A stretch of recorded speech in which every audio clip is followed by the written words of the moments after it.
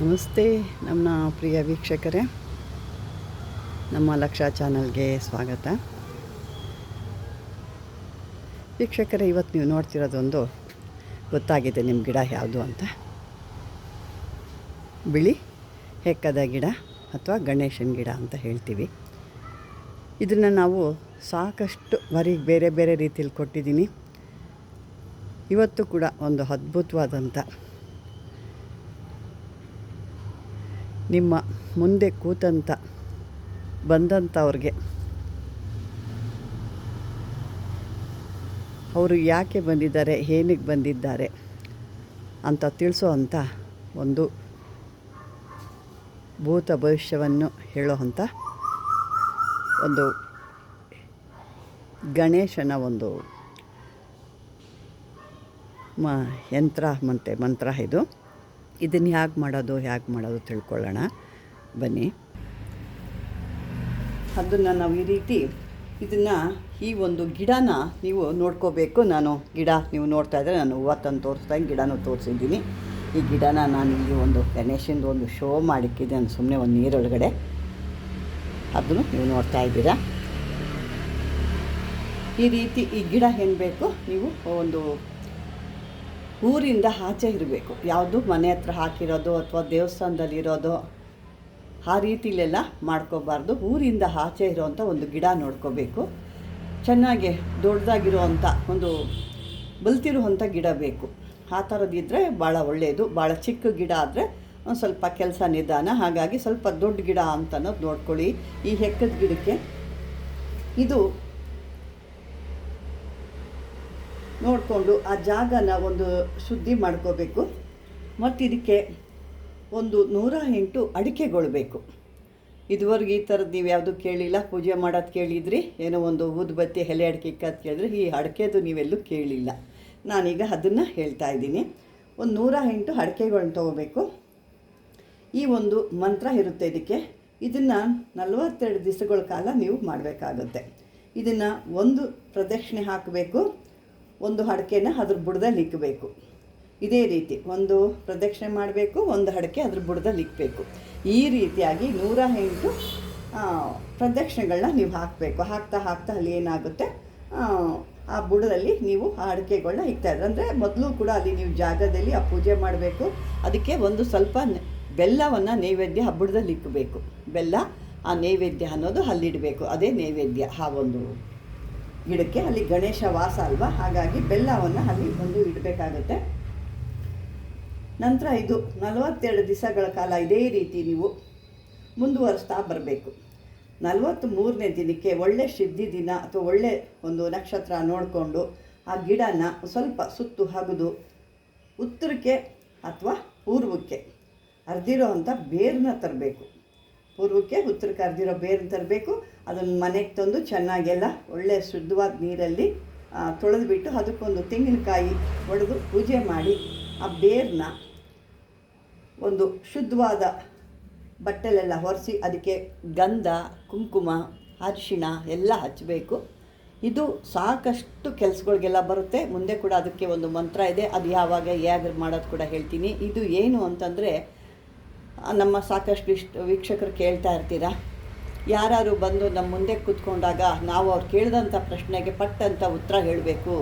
ಆಗ ನಮ್ಮ ದೇವಸ್ಥಾನಗಳಿಗಾಗಲಿ ಅಥವಾ ನಾವು ಶಾಸ್ತ್ರ ಹೇಳಬೇಕಾದ್ರೂ ಆಗಲಿ ಜನ ಬರ್ತಾರೆ. ಇಲ್ಲ ನಾವು ಆ ರೀತಿ ಹೇಳಿಲ್ಲ ಅಂದರೆ ಹಾಗಲ್ಲ ಅಂತ. ಅದಕ್ಕೆ ನೀವು ಯಾವುದಾದ್ರು ಒಂದು ವಿದ್ಯೆ ನಿಮ್ಮ ಹತ್ರ ಇರಬೇಕು. ಯಾವುದೂ ವಿದ್ಯೆ ಇಲ್ಲ ಅಂತಂದರೆ ಏನೂ ಮಾಡಲಿಕ್ಕಾಗಲ್ಲ. ಏನಾಗ್ಬಿಟ್ಟಿದೆ ಇಂದ ಕೆಲವು ದೇವಸ್ಥಾನಗಳಲ್ಲಿ ಏನೋ ಒಂದು ಆಸೆಗೋ ಅಥವಾ ಏನೋ ಒಂದು ಭಕ್ತಿಗೋ ಏನೋ ಒಂದು ದೇವಸ್ಥಾನ ಮಾಡ್ತೀರಾ. ಆದರೆ ಅಲ್ಲಿ ಮಾಡ್ತಕ್ಕಂಥ ಪ್ರಾಣ ಪ್ರತಿಷ್ಠಾಪನೆ ಇರ್ಬೋದು, ಮತ್ತೊಂದು ನೀವು ಏನೂ ಮಾಡಲ್ಲ. ಅದೇನಾಗುತ್ತೆ, ಸುಮ್ಮನೆ ಒಂದು ಹೋಮ ಮಾಡಿಸ್ತೀರಾ, ಪ್ರಾಣ ಪ್ರತಿಷ್ಠಾಪನೆ ಮಾಡ್ತೀರಾ. ಅಲ್ಲಿ ಯಾವುದೇ ಅಂಗಡೀಲಿ ಗ್ರಂಥಿಗೆಲ್ಲಿ ಸಿಕ್ಕೋ ಅಂಥದ್ದು ಒಂದು ವಸ್ತುಗಳನ್ನ ತಂದುಬಿಟ್ಟು ನೀವು ಅದರೊಳಗೆ ಹಾಕ್ತೀರಾ. ಅದು ಏನು 48 ದಿನಗಳ ಕಾಲ ನೀವು ಮೊದಲೇ ಹೋಮ ಮಾಡಿರ್ತೀರ. ಆ ಒಂದು ಪವರ್ ಎಲ್ಲಿ ತನಕ ಇರುತ್ತೆ ಅಂದರೆ 48 ದಿನಗಳ ಕಾಲ ಅಷ್ಟೇ ಇರುತ್ತೆ. ಆಮೇಲೆ ಏನಾಗ್ತದೆ, ದಿನಕ್ಕೆ ಅದು ಫುಲ್ಲು ಡೌನ್ ಆಗ್ತಾ ಬರುತ್ತೆ. ನಂತರ ಏನಾಗುತ್ತೆ, ಜನ ಬರೋದು ಕಮ್ಮಿ ಆಗುತ್ತೆ, ಪೂಜೆ ಕಮ್ಮಿ ಆಗುತ್ತೆ. ನಿಮಗೆ ಅಲ್ಲಿ ಯಾವಾಗ ಪೂಜೆಗಳು ಜನಗಳು ಕಮ್ಮಿ ಆಗ್ತಾ ಬರ್ತದೋ ಇಲ್ಲಿ ದೇವತಾ ಆಕರ್ಷಣೆ ಕೂಡ ಕಮ್ಮಿ ಆಗ್ತಾ ಬರುತ್ತೆ.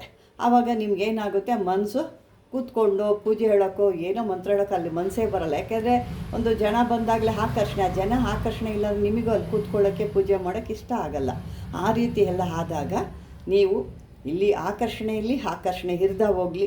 ಈ ರೀತಿ ಒಂದು ಮಾಡಿದಾಗ ನಿಮ್ಮ ಮುಂದೆ ಬಂದು ಕೂತಂಥ ವ್ಯಕ್ತಿ ಅಥವಾ ನಿಮ್ಮದೇ ಏನು ಒಂದು ಪ್ರಶ್ನೆ ನಿಮ್ಮ ಮನೆಯದೇ ಕೇಳ್ಕೋಬೇಕು. ನೀವು ಮನುಷ್ಯ ಅಲ್ವಾ, ನಮಗೂ ಕಷ್ಟ ಬರುತ್ತೆ ಅಲ್ವಾ. ಹಾಗಾಗಿ ನಾವು ಮೊದಲು ನಮ್ಮ ಪ್ರಶ್ನೆಗಳಿಗೇನಾದರೂ ಇತ್ತು ಅಂದರೆ ನಮ್ಮ ಪ್ರಶ್ನೆ ನಾವು ಕೇಳ್ಕೋಬೇಕು. ಅಲ್ಲಿ ನಮಗೆ ಆ ಪ್ರಶ್ನೆ ಬರುತ್ತೆ, ಅಂದರೆ ಆ ಭವಿಷ್ಯತ್ತು ಅದು ನುಡಿಯುತ್ತೆ. ಅದನ್ನು ನಾವು ಧಾರಣೆ ಮಾಡ್ಕೋಬೇಕು, ಆ ಬೇರನ್ನ ಧಾರಣೆ ಮಾಡ್ಕೋಬೇಕು. ಸ್ತ್ರೀಯರಾದರೆ ಎಡಗಡೆ ತೋಳಿಗೆ ಕಟ್ಕೋಬೇಕು, ಪುರುಷರಾದರೆ ಬಲ ತೋಳಿಗೆ ಇದನ್ನು ಕಟ್ಕೋಬೇಕು. ಸರಿಯಾಗಿ ಅರ್ಥ ಮಾಡ್ಕೊಳ್ಳಿ. ಇದನ್ನು ಈ ರೀತಿ ಮಾಡ್ಕೋಬೇಕು. ತದನಂತರ ಈ ಬೇರನ್ನ ನಾನು ಮೊದಲೇ ಹೇಳ್ದಂಗೆ ಸ್ತ್ರೀಯರಾದರೆ ಎಡಗಡೆ, ಪುರುಷರಾದರೆ ಬಲಗಡೆ ತೋಳು ಕಟ್ಕೊಂಡು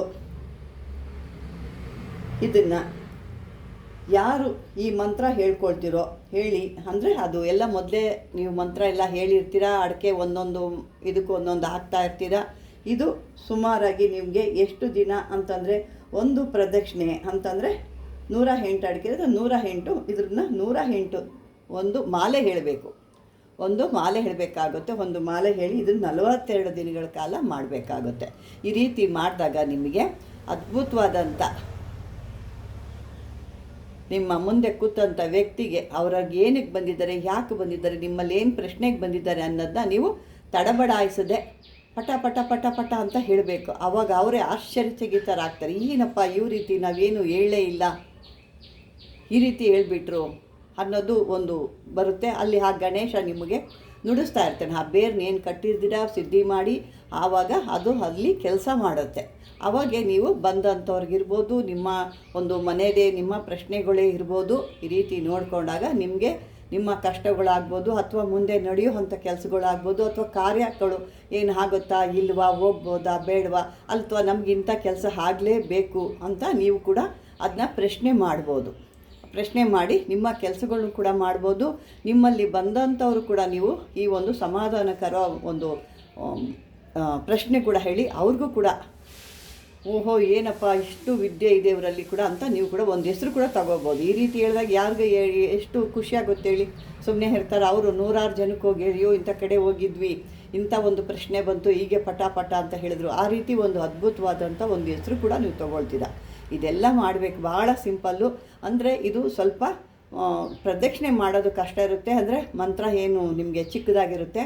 ಆ ಮಂತ್ರ ಬಂದು ನಿಮಗೆ ಇಲ್ಲ ನಾನು ಹೇಳ್ತೀನಿ, ಭಾಳ ಚಿಕ್ಕ ಮಂತ್ರ ಇದು ಅಂದ್ಕೊಂಡು ನೀವು ಉಡಾಪೆ ಮಾಡೋಕ್ಕೆ ಹೋಗಬೇಡಿ. ಇದು ಗಣೇಶ ಬರೀ ಗಮ್ಮ ಅಂತ ಹೇಳಿದ್ರೇ ಅವನಲ್ಲಿ ಎಷ್ಟೋ ಶಕ್ತಿ ಬರುತ್ತೆ. ಅಂಥರಲ್ಲಿ ಈ ಮಂತ್ರ ಇನ್ನೂ ಅದ್ಭುತವಾಗಿರುತ್ತೆ. ಈಗ ಇದನ್ನು ಬರ್ಕೊಳ್ಳಿ ಅಂತ ಹೇಳ್ತಾ ಹಂ ಘಂ ಲಿಂ ಗಂ, ಹಂ ಗಂ ಲಿಂ ಗಂ, ಇಷ್ಟೇ 4 ಮಂತ್ರ. ಗಣೇಶನ ಬರೋ ಚತುರ್ಥಿ ಅಂತ ಏನು ಹೇಳ್ತೀವಿ ಅದೇ ಥರ ಚತುರ್ಥ ಅಂದರೆ 4 ಅಕ್ಷರಗಳ ಮಂತ್ರ ಇದು. ಈ ಒಂದು ಅದ್ಭುತವಾದ ಮಂತ್ರ. ಇದನ್ನು ಮಾಡಿಕೊಂಡು ನಿಮ್ಮ ಒಂದು ಅಂದರೆ ಇದನ್ನು ದುರಾಸೆಗೆ ಬಳಸ್ಕೊಳಕ್ಕೆ ಹೋಗಬೇಡಿ. ಇದನ್ನು ಏನೋ ಒಂದು ನಿಮ್ಮಲ್ಲಿ ಒಂದು ಆದಾಯ ಅಂತ ಉತ್ಪತ್ತಿ ಆದಾಗ ಅಲ್ಲಿ ಭಾಳ ಬಡತನದವ್ರಿದ್ದಾರೆ, ಭಾಳ ಕಷ್ಟದಲ್ಲಿದ್ದಾರೆ, ನಿಮಗೆ ಕೊಡೋ ಅಂಥ ಕಾಣಿಕೆ ಕೂಡ ಅವ್ರ ಹತ್ರ ಇಲ್ಲ ಅಂದಾಗ ಅವ್ರಿಗೆ ನೀವು ಫ್ರೀಯಾಗಿ ಹೇಳಿ ಕಳಿಸ್ದಾಗ ಆ ವಿದ್ಯೆ ನಿಮ್ಗೆ ಇನ್ನೂ ಅಭಿವೃದ್ಧಿ ಆಗಿಬಿಡುತ್ತೆ. ಈ ವಿದ್ಯೆ ನಿಮ್ಗೆ ಇದ್ದಿದ್ದು ಅಭಿವೃದ್ಧಿ ಆಗಿಬಿಡುತ್ತೆ. ಆದರೆ ಇದನ್ನು ನೀವು ನಾನು ಯಾರಿಗಾರು ಈ ರೀತಿ ಮಾಡಿಕೊಂಡೆ ಅಂತ ಯಾವುದೇ ರೀತಿ ಬೇರೆಯವ್ರಿಗೆ ಹೇಳಬಾರ್ದು. ಇದು ಒಂದು ಗುಟ್ಟಾಗಿರೋ ಅಂಥದ್ದು. ಇದನ್ನು ನಾನು ಮಾಡಿದೆ ಅಂತೆಲ್ಲ ಹೇಳ್ಕೊಬಾರ್ದು. ಇದನ್ನು ಈ ರೀತಿಯಾಗಿ ಗುಟ್ಟಾಗಿ ಹೇಳ್ಕೊಂಡು ನೀವು ಆ ಒಂದು ಯಂತ್ರನ ಸಾಧನೆ ಮಾಡಿ ಇಟ್ಕೊಂಡಾಗ ನಿಮ್ಗೆ ಅದ್ಭುತವಾದಂಥ ಫಲಿತ ಸಿಗುತ್ತೆ. ವೀಕ್ಷಕರೇ, ಈ ಒಂದು ವಿಡಿಯೋ ನಿಮಗೆ ಭಾಳನೇ ಕೆಲಸಕ್ಕೆ ಬರುತ್ತೆ ಅಂತ ಅಂದ್ಕೊಂಡಿರೋದೆಲ್ಲ ಆಗುತ್ತೆ ಅಂತ ಇದ್ದೀನಿ. ಖಂಡಿತ ಇದನ್ನು ಮಾಡ್ಕೊಳ್ಳಿ. ನಾನು ಮೊದಲೇ ಹೇಳ್ದಂಗೆ ನಿಮ್ಮ ಕೈಲಾದಂಥ ಒಂದು ದಾನ ಧರ್ಮ ಅಂತ ಮಾಡಿ ಇಂಥ ಒಂದು ಸಿದ್ಧಿಗಳು ಬೇಗ ಸಿದ್ಧಿ ಆಗುತ್ತೆ. ಏಕೆಂದರೆ ನೀವು ದೀಕ್ಷೆ ತೊಗೊಂಡಿರ್ತೀರಾ, ದೀಕ್ಷೆ ಸಿಕ್ಬಿಡ್ತು ಗುರು ದೀಕ್ಷೆ ಅಂತ ಅಂತೀರಾ, ಅಲ್ಲಿ ಕೆಲವೊಂದು ದಾನ ಧರ್ಮ ಗುರುದಕ್ಷಿಣೆ ಅಂತ ಇವೆಲ್ಲ ಏನು ಮಾಡ್ತಿದ್ದಾಗ ಅದು ಪೂರ್ತಿ ಫಲ ನಿಮಗೆ ಸಿಕ್ಕಲ್ಲ. ಹಾಗಾಗಿ ಅದನ್ನು ನೋಡ್ಕೊಳ್ಳಿ ಅಂತ ಹೇಳ್ತಾ ವೀಕ್ಷಕರೇ, ಮೊದಲನಾಗೆ ಈ ವಿಡಿಯೋ ನಿಮಗೆ ಇಷ್ಟ ಆಗಿದೆ ಅಂತಲೇ ಹೇಳ್ತಾ ಇದ್ದೀನಿ. ಇಷ್ಟ ಆದರೆ ಲೈಕ್ ಮಾಡಿ, ಶೇರ್ ಮಾಡಿ, ಆದಷ್ಟು ಶೇರ್ ಮಾಡಿ ಬೇರೆಯವ್ರಿಗೆ. ಅದು ಒಂದು ಪುಣ್ಯದ ಕೆಲಸನೇ. ಯಾರೋ ಕಷ್ಟ ಇದ್ದವ್ರಿಗೆ ಅವರು ಒಂದು ಸಿದ್ಧಿ ಮಾಡ್ಕೊಳ್ತಾರೆ. ಶೇರ್ ಮಾಡಿ. ಅದೇ ರೀತಿ ನಿಮಗೇನಾದ್ರು ಕಾಮೆಂಟ್ ನಿಮ್ಮ ಪ್ರಶ್ನೆಗಳು ಇದ್ದು ಅಂದರೆ ಅದಕ್ಕೆ ನಾನು ಉತ್ತರ ಹೇಳ್ತೀನಿ. ಅದಕ್ಕೆ ನೀವು ಕಾಮೆಂಟಲ್ಲಿ ಹಾಕಿ ಸಾಕಷ್ಟು ಜನ ಸಬ್ಸ್ಕ್ರೈಬರ್ ಮಾಡ್ಕೊಳ್ತೇನೆ ನೋಡ್ತಾ ಇದ್ದೀರಾ. ಒಂದು ನಾನು ವಿಡಿಯೋ ಹಾಕಿದಾಗ ನಿಮ್ಮಲ್ಲಿ ಬರೀ ಒಂದು 400-500 ಜನ ನೋಡಿದ್ರೆ, ಪಬ್ಲಿಕಲ್ಲಿ ಶೇರ್ ಮಾಡ್ಕೊಳ್ದೆ 1,500 ಜನ 1,000 ಜನದ ಮೇಲೆ ಇದನ್ನು ನೋಡ್ತಾ ಇದ್ದಾರೆ. ಆದರೆ ಅವ್ರಿಗೆ ಯಾಕೆ ಅವರು ಸಬ್ಸ್ಕ್ರೈಬರ್ ಮಾಡ್ಕೊಂಡಿಲ್ಲ ಅಥವಾ ಅವ್ರಿಗೆ ಮಾಡೋಕ್ಕೆ ಬಂದಿಲ್ವಾ ಅನ್ನೋದು ನನಗೂ ಗೊತ್ತಿಲ್ಲ.